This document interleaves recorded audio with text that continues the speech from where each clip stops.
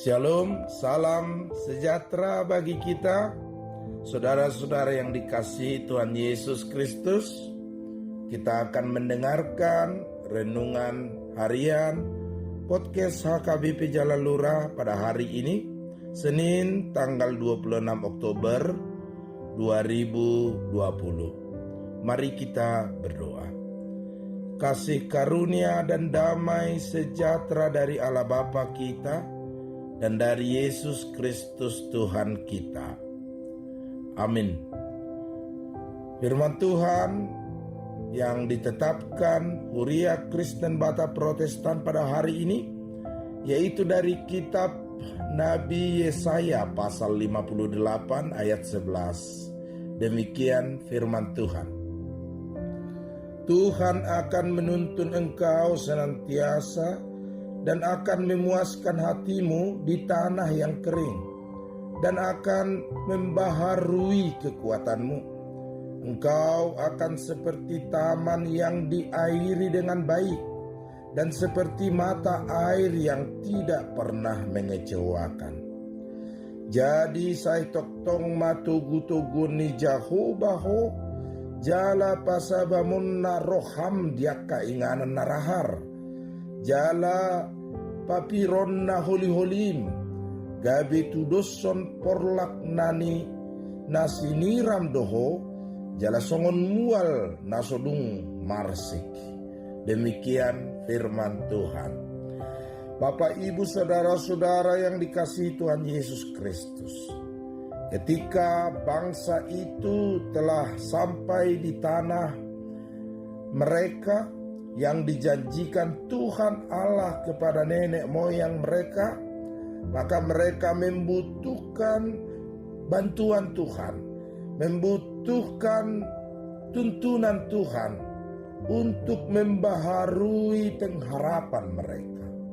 Bangsa yang sedang dalam kesukaran karena kembali dari perbudakan di negeri Babel, sekarang kembali ke tanah yang sudah mendapatkan hal yang rumit lagi di tanah yang akan mereka diami. Taman atau kebun anggur mereka tidak ada lagi. Bahkan sinagoge bait Allah, tempat mereka bertemu dengan Tuhan, sudah roboh. Sehingga mereka membutuhkan kebaharuan tuntunan Tuhan lagi dalam memulai kehidupan mereka di tanah yang akan mereka diami itu. Maka Yesaya memberikan penguatan bagi bangsa itu. Penguatan bahwa Tuhan Allah tidak pernah meninggalkan mereka dan senantiasa menuntun bangsa itu. Dan bangsa itu meskipun melihat tanah yang tandus dan kering, tetapi dengan kebaharuan iman akan mendatangkan kekuatan baru bagi mereka untuk memulai kehidupan yang baru di jalan Tuhan, kehidupan yang baru di dalam kehendak Tuhan. Maka ketika bangsa itu memperoleh kekuatan untuk memulai kehidupan yang baru lagi, bangsa itu akan menjadi seperti kebun dan taman yang pengairannya dalam sistem yang baik dan mata air yang tidak pernah mengeluarkan air yang mengecewakan. Bapak, Ibu, saudara-saudara yang dikasihi Tuhan Yesus, kita bisa melihat sistem pertanian yang diairi irigasi yang baik. Maka demikianlah juga hidup kita manusia ini. Hidup beriman kita kepada Tuhan. Ketika hidup kita diairi, dialiri oleh air kehidupan, yaitu firman Tuhan, maka hidup kita akan menjadi baharu senantiasa. Kekuatan kita akan senantiasa dibaharui oleh firman Tuhan, maka pengharapan kita akan senantiasa dikobarkan oleh firman Tuhan. Maka air yang mengalir dalam kehidupan kita adalah air kehidupan, air di dalam firman Tuhan yang memberi keteduhan, yang memberi kesejukan. Dan bagi tanaman-tanaman di taman atau di kebun itu, maka air itu adalah sumber kehidupan. Demikian juga halnya dengan orang yang percaya. Ketika kita mendengar firman Tuhan, ketika kita mengimani firman Tuhan, maka firman itu akan menjadi seperti air yang mengalir di dalam kehidupan kita.